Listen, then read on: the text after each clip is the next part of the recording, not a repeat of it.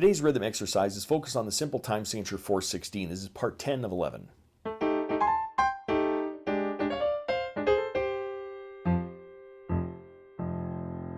Welcome to my studio, Bach To Basics. This channel is where you can find videos to further your music studies. Now I see how many balls of yarn I can fit into my office. Let's read some rhythms.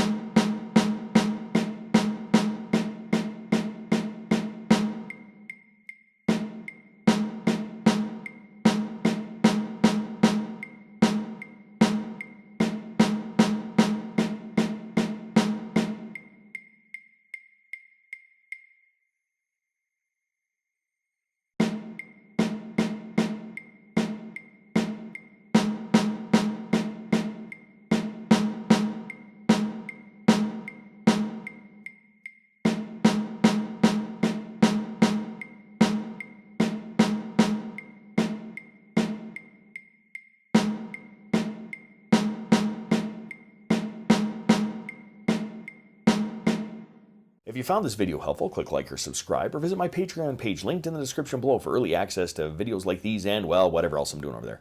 Thanks for watching. I'm just a music teacher having fun. Catch you on the next one.